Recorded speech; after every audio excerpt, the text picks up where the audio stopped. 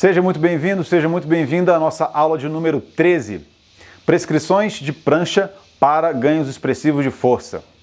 Nessa aula a gente vai falar sobre tudo que envolve prancha e a gente vai associar as possíveis prescrições de prancha aos possíveis objetivos que a gente pode obter fazendo esse tipo de trabalho, né? A gente vai falar também sobre a forma como as pessoas praticam prancha e como elas prescrevem prancha para os alunos hoje em dia, e a forma como isso é um pouco automatizado e não muito pensada. E a gente vai tentar puxar um pouquinho dos sistemas energéticos, dos objetivos de treinamento que a gente quer para os nossos alunos, para a gente conseguir prescrever essas coisas de forma mais assertiva e de forma mais eficaz. Beleza? Começando aqui, se você não me conhece, antes da gente começar o conteúdo, meu nome é André Serro, eu sou professor de Educação Física, trabalho com treinamento de força, treinamento de kettlebell, treinamento de mobilidade articular e tudo que envolve saúde do movimento humano. Se você não é inscrito no canal ainda e se você nunca viu nossas aulas, assista as aulas anteriores, que tem bastante aula aí que a gente já fez. E se você gostar do conteúdo, se inscreve no nosso canal para você não perder as aulas semanais. Nós fazemos aulas todas as terças-feiras, às 18 horas. Ela geralmente é ao vivo, mas em algumas exceções a gente grava a aula antes e a gente acompanha a aula em estreia ao vivo também. Então, mesmo se a aula não for ao vivo, que é o caso dessa aula aqui, por exemplo, eu vou estar disponível para tirar dúvidas no Superchat na hora que a aula for ao ar, tá certo? A aula sempre vai ao ar às 18 horas, todas as terças-feiras. E são conteúdos gratuitos relacionados a treinamento de força, a tudo que envolve biomecânica do movimento, sem falar muito da física, né? Falando muito mais da prática e na nossa prática do dia a dia como profissional de educação física. Beleza?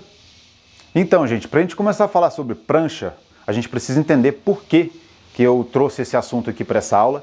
E o que acontece geralmente nas prescrições? É muito comum a gente ver as pessoas prescrevendo prancha, os profissionais prescrevendo prancha para os seus alunos, com uma fórmula de copiar e colar. Geralmente é 3 séries de 1 minuto, né? Ou 3 séries de 30 segundos de prancha. Geralmente é a prancha baixa que a gente não faz a prancha alta. E por aí vai. É uma série de coisas que a gente faz no automático, sem pensar no que está fazendo. E eu venho aqui nessa aula trazer um pouco do que a gente pode observar e do que a gente pode explorar com esse exercício de prancha, que é super interessante, é um exercício muito importante para quem quer ganhar estabilidade, para quem quer ganhar força, mas ele tem que ser feito de uma forma orientada, de uma forma pensada, beleza? Então, o que acontece muito hoje em dia são as pessoas passando 3 séries de prancha de 1 minuto, o que é eficaz no início, mas isso logo depois do período de adaptação, logo depois que passa esse período, a gente entra num platô, né? Isso se torna um pouquinho repetitivo demais e ou a pessoa não consegue manter a motivação de continuar ou não existe propósito depois disso. Então, quando as pessoas começam a prescrever prancha, não importa o que você faça com o seu aluno, vai ser eficaz, porque quando a gente pega um aluno que está sedentário, que está fazendo nada, qualquer estímulo gera adaptação. Agora, a partir do momento que passou 1 mês, 2 meses e já passou esse período de adaptação, a gente começa a ter dificuldade em ver resultados do nosso aluno. E isso é por uma série de motivos, né? O primeiro deles é que a gente não varia suficiente o tipo de treinamento que a gente faz e a gente entra no platô, que nem sempre é uma coisa ruim. Mas se a gente quer evitar esse platô logo no início, a gente tem que causar algumas diferenças e algumas variações no nosso treinamento. Outro motivo é a nossa falta de objetivo. Se a gente não tem um objetivo claro que a gente quer levar ao aluno, a gente não consegue chegar até lá, a gente não tem um caminho para percorrer. O terceiro motivo é falta de avaliação. Qualquer boa periodização e prescrição de treinamento, inclusive de força, né, principalmente de força, começa com uma boa avaliação. A gente tem que fazer a avaliação no aluno e saber o que a gente quer avaliar, o que nós queremos avaliar, quais são as metas que a gente quer chegar, quais são os objetivos, e assim nós podemos prescrever um treinamento de prancha e de outros exercícios também. Mas aqui especificamente falando sobre a prancha. Bom, gente, um breve resumo do que a gente vai falar aqui nessa aula vai ser, primeiro, para falar um pouquinho sobre essa problemática e o porquê da gente estar falando sobre prancha, que a gente já está falando. A gente vai revisitar um pouquinho os sistemas energéticos, não vou entrar muito na parte fisiológica, biologia celular, nada disso. Vou falar mais na prática, o que a gente obtém com o treinamento dos sistemas energéticos diferentes que a gente tem. A gente vai falar um pouquinho sobre variações de prancha, que isso é o menos importante, tá? Isso é só o veículo para a gente chegar onde a gente quer. E vou falar um pouquinho sobre um protocolo de treinamento específico para força que a gente pode utilizar no nosso aluno. Isso vai ser lá para o final da aula. Então, por favor, fique até o final para você entender tudo que a gente está falando e a gente conseguir aplicar o que eu vou falar lá no final com conhecimento, sem copiar e colar, tá certo? Primeiro, para a gente começar a determinar um treinamento de prancha, a gente precisa avaliar. Na nossa avaliação, a gente precisa do quê? Um ponto de partida, que é a gente precisa avaliar qual o estado do aluno, como que ele está se saindo em determinados exercícios que a gente quer que ele execute. Segundo, a gente precisa de uma boa meta, a gente precisa de um objetivo onde a gente quer levar o aluno. E dessa forma, com um ponto de partida e com uma meta, a gente consegue determinar intensidade e volume de treinamento. Essas são duas coisas, uma das coisas mais importantes para a gente ganhar força. Nosso treinamento de força depende muito da intensidade do exercício que a gente está fazendo e depende muito do volume de treinamento que a gente está utilizando no nosso exercício. Então a prancha não é diferente, ela vai utilizar os nossos sistemas energéticos assim como outros exercícios também. A diferença é que a prancha, geralmente, é um exercício isométrico. Podemos também fazer prancha sem ser isométrica, tá? De uma forma dinâmica. Mas passando para frente. Revisitando os sistemas energéticos que a gente utiliza para o nosso treinamento, vamos começar com estímulos de força. Como é que a gente geralmente treina força, né? E que a gente coloca nossos exercícios numa prescrição para que estímulos de força sejam gerados. No máximo, 15 segundos, tá? Eu vou colocar 15 segundos aqui com bastante aspas, porque dos 10 aos 15 segundos varia de pessoa para pessoa como essa pessoa vai responder diferentemente ao corpo, né, aos estímulos do corpo. Então tem pessoas que com 10 segundos já vão depletar todo o sistema energético, tem pessoas com 15 segundos vão depletar. O que acontece é, dos 10 aos 15 segundos, a gente já está acumulando um pouquinho de lactato. E o lactato nem sempre é ruim, ele é benéfico em algumas situações, mas o excesso dele pode ser ruim, tá certo? Então, primeiro, a gente pode treinar prancha com o objetivo de ganhar força, que a gente vai utilizar estímulos de 10 segundos no máximo, ou 15 segundos no máximo, se você não se importa muito com o lactato. Quando a gente começa a trabalhar um pouquinho mais em cima de resistência muscular, a gente está falando de períodos mais longos, que é o que geralmente as pessoas fazem quando elas prescrevem pranchas de 1 minuto, né? 30 segundos, 1 minuto e meio. A gente está dentro ali do campo do glicolítico, do sistema energético glicolítico. E aí é o que a gente faz com a prancha, até 2 minutos de duração, a gente está ali dentro do sistema glicolítico. E a gente está acumulando bastante lactato, dependendo do praticante, tá? Tem praticantes que não vão acumular tanto assim, depende da aptidão de cada um. E estímulos mais longos do que 2 minutos, né? 5 minutos para frente, a gente já está começando a utilizar a via aeróbica, tá certo? E essas são coisas simples, né, que a gente devia saber desde o início, mas que a gente esquece ao longo do caminho quando a gente vai prescrever para um aluno ou para outro aluno. E, basicamente, eu não lembro de ninguém hoje em dia que prescreve prancha durante 3, 4, 5 minutos. É uma coisa que não se faz, geralmente, né? A gente geralmente prescreve só 1 minuto e aí já começa a colocar carga e por aí vai.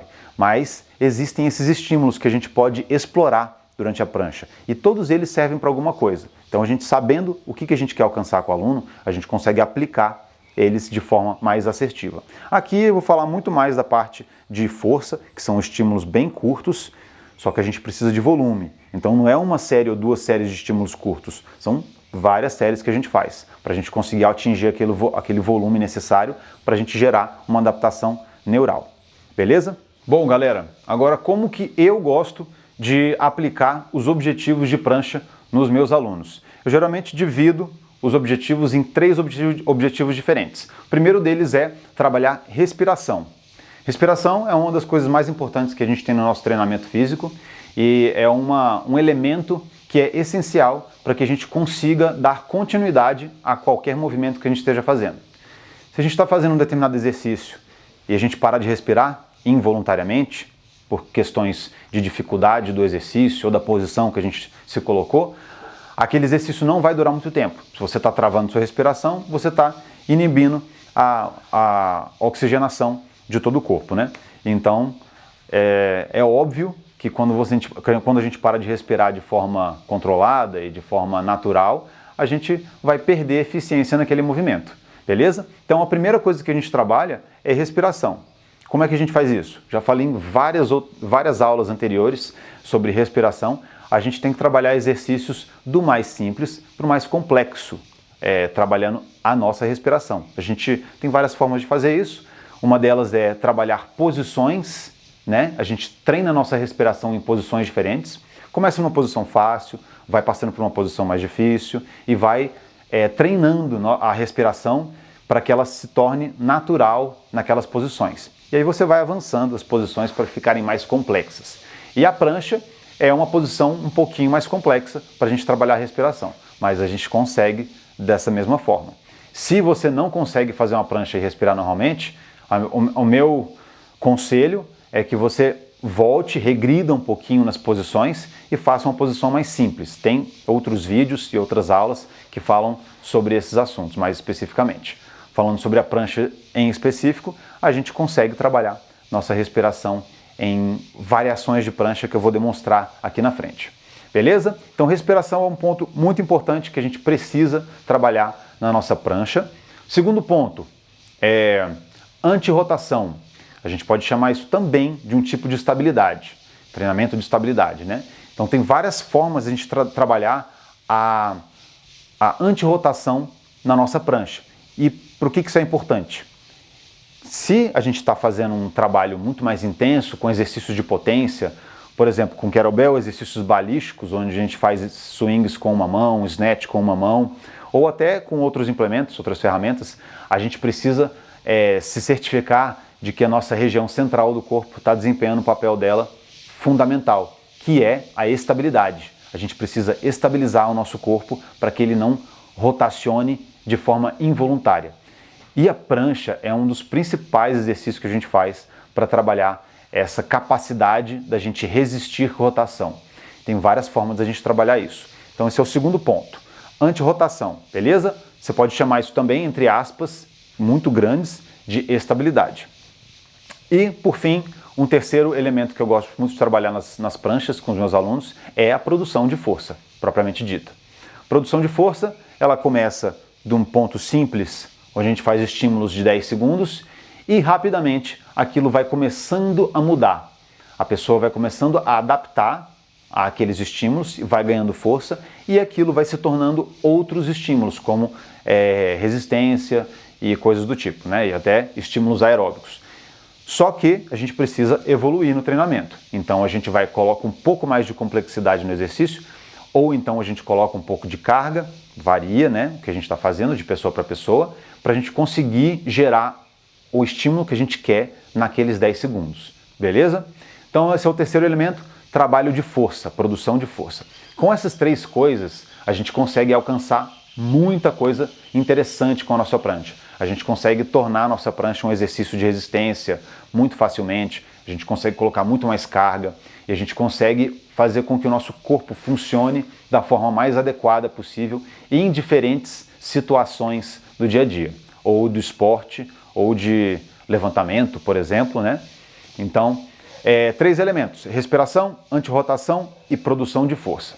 Bom, gente, agora sabendo disso tudo que a gente já falou, a gente já começa a entender que pegar uma pessoa, colocar na posição de prancha e pedir para ela fazer 1, 2, 3 séries de 1 minuto e fazer isso durante 6 meses, vai chegar um ponto que vai perder eficácia, né? E a gente consegue entender diante dessas informações que quando a gente quer trabalhar um estímulo, a gente tem que fazer o exercício de uma forma. Quando a gente quer trabalhar outro estímulo, a gente tem que fazer o exercício de outra forma. Então essas coisas que a gente falou, esses estímulos glicolíticos, aeróbicos ou de ATP-CP, que é o anaeróbio alático, né, trabalho de força pura, a gente precisa mudar o exercício para que a gente consiga melhorar em todas essas vias energéticas.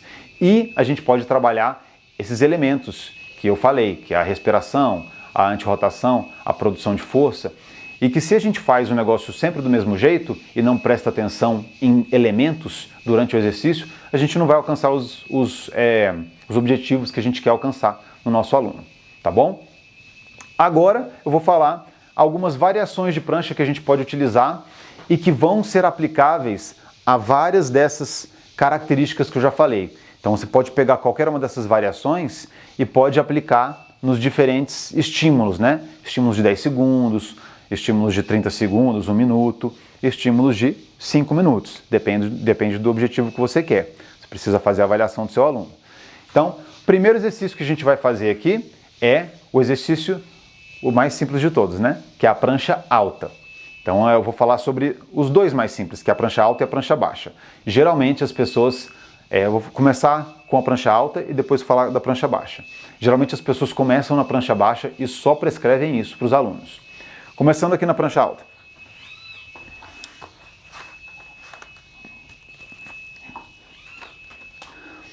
Aqui nesse exercício, eu imagino que vocês já saibam como orientar o aluno para fazer esse exercício, mas eu vou fazer algumas observações aqui que são importantes na hora que o aluno se coloca nessa posição, beleza? Primeiro, as mãos ficam abertas mais ou menos ali na abertura do ombro, só que se a pessoa acha que tem um ombro muito largo, não vai dar certo, se ela acha que tem um ombro muito fino, também não vai dar certo. Então, você sempre observa a pessoa tá fazendo e ajusta a posição dela mais aberta ou mais fechado. As mãos ficam abertas, tá? Ó, dedos abertos, e a gente está pressionando os dedos contra o chão, como se a gente quisesse agarrar o chão. Dessa forma, a gente distribui a carga da mão, a gente não deixa a carga só no punho, ele fica distribuído em toda a região da mão e a gente reduz as chances de machucar o punho. Colocou aqui, os pés ficam, não precisa ficar completamente juntos, pode ficar um pouquinho separado. Aqui as mãos vão ficar exatamente abaixo do ombro ou um pouquinho para trás, tá? Isso vai depender muito da pessoa que está fazendo e da mobilidade de punho que a pessoa vai ter. Então, mas a gente nunca deixa a mão num nível acima do ombro, ela sempre fica no nível do ombro ou nível abaixo do ombro, que isso torna o exercício mais eficaz, a posição de prancha mais eficaz e torna fácil o aprendizado de outras posições mais para frente. Gente, a prancha alta e principalmente a prancha alta, ela é ponto de partida para vários outros movimentos. Inclusive quando a gente está treinando exercícios que envolvem flow, que são exercícios que são contínuos, né? De posições contínuas, a prancha está ali na base de quase tudo. Então ela precisa ser feita de uma forma eficiente para que a gente consiga fazer outras posições. E essas coisas fazem parte, tá? Aqui na parte da coluna, a gente mantém a coluna em curvaturas neutras, né? Curvaturas naturais. Tem gente que vai querer fazer uma retroversão, porque está querendo gerar um estímulo muito maior para que consiga fazer outros movimentos, como o plant, né, que é um exercício de calistenia, que eu não consigo fazer e não vou demonstrar aqui, mas é um exercício muito difícil que as pessoas fazem e precisa de alguns estímulos diferentes. Caso contrário, mantém as curvaturas neutras, tá certo? Outro ponto, o ombro. O ombro sempre afastado da orelha. Quando a gente traz o ombro para perto da orelha, a gente está relaxando a musculatura estabilizadora do grande dorsal, que não devia. Ela deveria estar ativada e recebendo carga para ela tirar a carga dos músculos superiores, do pescoço e tirar a carga da articulação do ombro, tá certo? Então, sempre peça para o seu aluno forçar o ombro para longe da orelha. Beleza? Agora, o que acontece? Tem pessoas que não conseguem ficar em prancha alta porque o punho dói, né? Sente dor aqui. O que precisa ser feito? A gente faz a prancha baixa, que é o que todo mundo prescreve, né? Prancha baixa também é excelente, é um ótimo exercício, mas não é o único, tá? Então, prancha baixa, estamos falando desse exercício aqui, que todo mundo está familiarizado com ele. Beleza? As mesmas características prevalecem, tá, gente? As mesmas regrinhas prevalecem. Eu não falei aqui da parte inferior do corpo, mas vou falar rapidamente. Glúteo fica contraído, O quadríceps fica contraído, tá? A gente puxando ali a patela para cima, com o quadríceps estendido. Dessa forma, do pescoço para baixo, a gente está contraindo quase todos os músculos do nosso corpo. E a gente consegue estabilizar a prancha de uma forma muito boa desse jeito. Então sempre pensa dessa forma, tá? Do pescoço para baixo, estamos contraindo quase todos os músculos. E para quem não tem essa mobilidade de punho, a gente faz a prancha baixa. E a prancha baixa nos dá a possibilidade de alguns exercícios que envolvem força, que eu vou falar um pouquinho mais na frente. Agora, uma coisa importante falar aqui, que eu não vou entrar muito em detalhes, mas é importante dizer, se o seu aluno não tem mobilidade suficiente de punho, não basta eu colocar a prancha e adaptar o exercício dele, tá? Você tem que consertar o problema.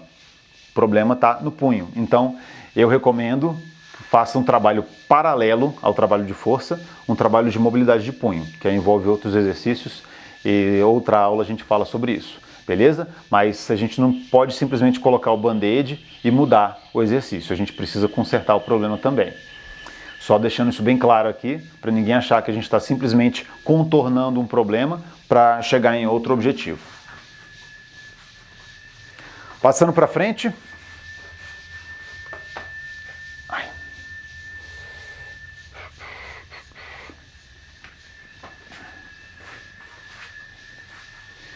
Estamos chegando já no final da aula, tá, gente? Ó, prancha de 3 apoios. Agora a gente está começando já a gerar outros estímulos.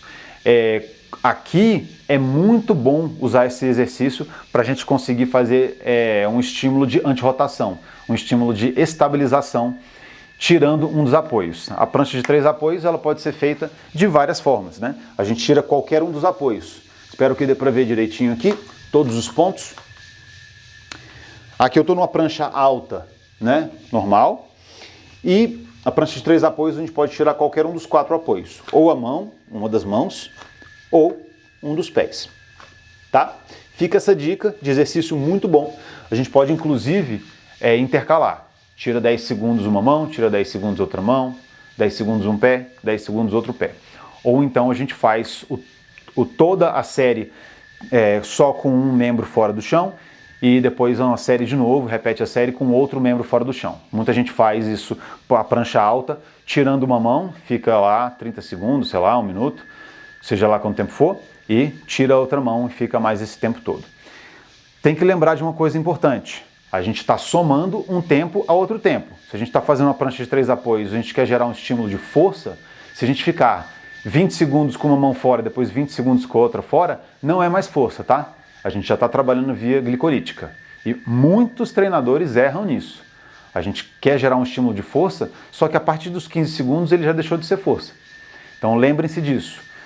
Vai gerar um estímulo de força com uma prancha de 3 apoios, tira uma mão durante 10 segundos, coloca de volta, descansa, depois tira a outra mão durante 10 segundos, volta a mão e descansa. A gente precisa do descanso para a gente conseguir gerar esses estímulos neurais de força pura que a gente está procurando, beleza? Uma progressão da prancha de 3 apoios é a prancha de 2 apoios. A gente faz ela geralmente contralateral, então fica inclusive bem mais difícil, né? A prancha de 3 apoios já é uma progressão para muita gente, e se alguém tem muita facilidade, já pode trabalhar a prancha de 2 apoios, que exige muito mais equilíbrio. Então a gente está aqui fazendo uma prancha, espero que dê para ver aí direitinho. A gente vai tirar uma perna e um braço contralateral. E a gente vai ficar só em 2 apoios aqui. É uma ótima forma de ganhar estabilidade e de ganhar força de forma isométrica. E aqui, o que vai acontecer quando a gente tira esses dois? Na verdade, principalmente na prancha de 3 apoios, o que vai acontecer quando a gente tira um membro? O nosso corpo tende a querer cair. E como a gente faz para ele não cair, a gente tem que contrair essa musculatura profunda do nosso core, né? Da nossa região central do corpo.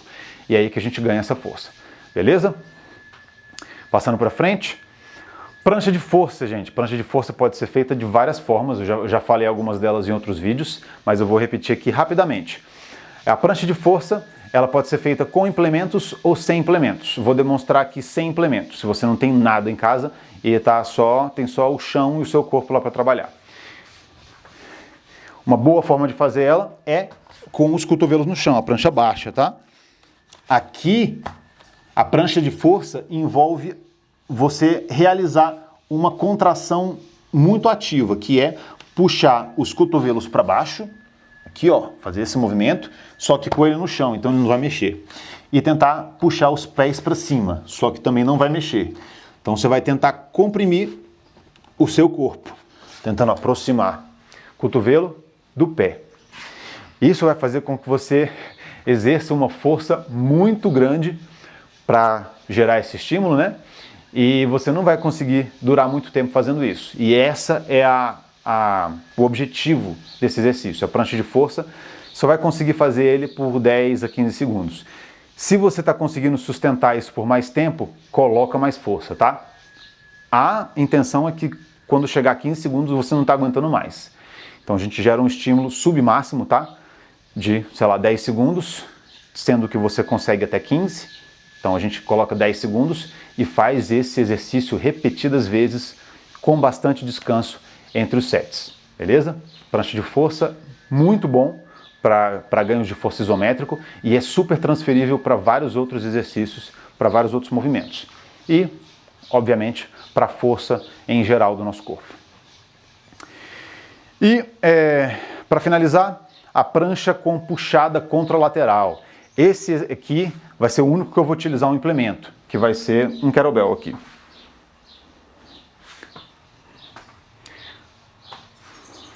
Deixa eu ajeitar aqui a câmera.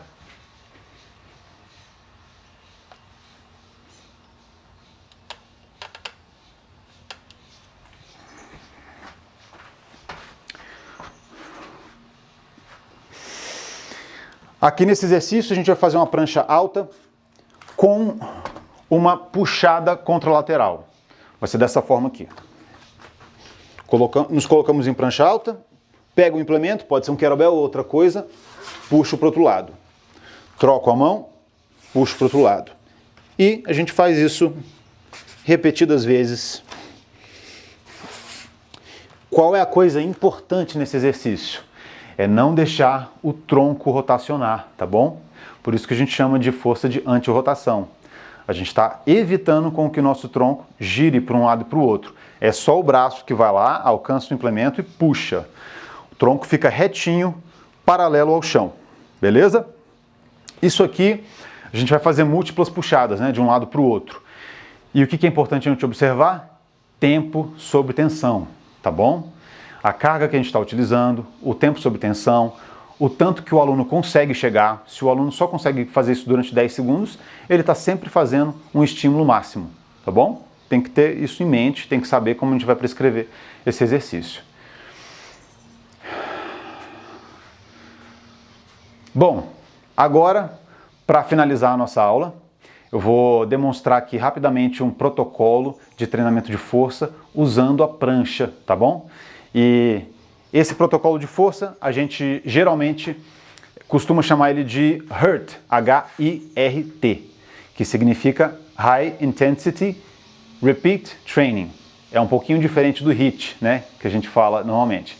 Então a gente está repetindo estímulos de força submáxima, só que com bastante intervalo entre os exercícios, para a gente não entrar em fadiga. Se você quiser saber mais sobre princípios de treinamento de força e a forma como a gente aplica treinamento de força, eu e algumas outras pessoas que utilizam essa mesma metodologia, tem outros vídeos lá para trás que ensinam isso, tá bom? Então, aconselho você a dar uma olhadinha nas outras aulas, que a gente fala bastante sobre esses princípios do treinamento de força. Mas aqui eu vou demonstrar esse protocolo, que é para ganhar força, não é com kettlebell, que é para ganhar força, e a gente vai utilizar aquele exercício da prancha baixa, fazendo força para baixo, tá bom? Como é que vai funcionar? A nossa série vai ser da seguinte forma. A gente coloca 10 segundos no timer e vai fazer um estímulo máximo, forçando os cotovelos para baixo e os pés para cima, mas sem movimento. Forçando aqui durante 10 segundos e a gente vai descansar por 20 segundos. Depois 10 segundos fazendo força submáxima e 20 segundos descansando. E a gente vai fazer 4 sets disso, beleza? Então vamos totalizar 4 vezes 30 segundos, que é 10 segundos fazendo, 20 descansando, 10 fazendo, 20 descansando. Isso vai totalizar uma série. Esses 4 sets vão totalizar uma série. Essa duração vai ter 2 minutos, beleza? Se não entendeu, volta um pouquinho o vídeo e vê a explicação de novo. Essa série, todos esses exercícios que a gente fez, né, esses 4 sets, compõem uma série. No nosso treinamento, a gente vai fazer de 2 a 5 séries. Aí se você fizer a matemática direitinho aí, você vai ver que não vai passar, eu acho, do que 18 minutos. Se você fizer as contas. Porque a última série, obviamente, a gente não precisa esperar o tempo de descanso. O nosso tempo de descanso entre séries vai ser de 2 minutos. Então você vai fazer 10 segundos fazendo, 20 descansando. 10 fazendo, 20 descansando. 4 vezes. Quando terminar o quarto set, você vai descansar por 2 minutos e vai começar a segunda série. Beleza? Então, só recapitulando, cada série é composta por 4 sets de 30 segundos. Nesses sets de 30 segundos, são 10 fazendo e 20 descansando. E aí, de acordo com o seu planejamento para o seu aluno, você vai variar as séries de 2 séries a 5 séries. E aí tem formas diferentes da gente progredir esse treinamento, né? Tem várias formas da gente periodizar isso. Eu não vou falar sobre as formas de periodização aqui, porque vai demorar demais para falar sobre isso. Mas deixo aqui essa sugestão de treinamento, faça com o seu aluno, faça você primeiro, né, no seu próprio corpo, depois, de acordo com o que você encontrar aí de resultado, você faz no seu aluno e vê como isso vai ser observado ao longo das semanas, fazendo esse exercício. Eu, particularmente, não aconselho fazer isso mais de 3 vezes por semana. Então, fazendo de 1 a 3 vezes na semana esse protocolo, já é bem legal, dá para tirar bastante proveito. Se você for fazer uma vez na semana, obviamente você precisa de outros estímulos na semana para que você componha também o treinamento do seu aluno, para que não seja só um treinamento por semana. Beleza? Então, fica essa dica aí para vocês em casa. Testem vocês, testem nos alunos de vocês e depois me digam o que vocês acham desse protocolo. Com certeza vai gerar dúvidas. Se tiver dúvidas, coloca nos comentários para a gente conversar sobre esse assunto. Beleza? Bom, antes da gente finalizar aqui, a gente já está no final da aula, mas antes de finalizar, quais são os sinais de pare na hora que você está fazendo esse tipo de treinamento? Esse protocolo que eu passei agora. O mais óbvio sinal de pare que a gente tem é quando a pessoa não está conseguindo completar aquela série de 10 segundos. Entendeu? Então ela está lá na terceira série, por exemplo, fazendo 10 segundos, não chegou a 10 segundos, ficou só 5 segundos fazendo força, significa que a força dela já está diminuindo e é o caso de parar, tá bom? Quando chega nesse ponto a gente para, porque o objetivo desse protocolo não vai ser alcançado. Se você continuar fazendo estímulos de 5 segundos, 4 segundos, não vai servir o propósito. E aí pode, inclusive, causar uma fadiga exagerada no aluno de vocês. Então, o sinal de pare que eu vou deixar aqui se a pessoa não está conseguindo completar os 10 segundos de contração, você vai diminuir isso. Ou você vai parar na hora, ou você vai, na sessão seguinte, você vai reduzir um grau de complexidade. Você vai fazer um pouquinho menos, para que ele consiga recuperar melhor a parte neural dele e a parte muscular, para que depois vocês retomem esse treinamento. Tá certo? Então lembrem-se disso. Bom, gente, eu vou ficando por aqui com essa aula. A gente entrou bastante aí a fundo no que a prancha pode nos proporcionar.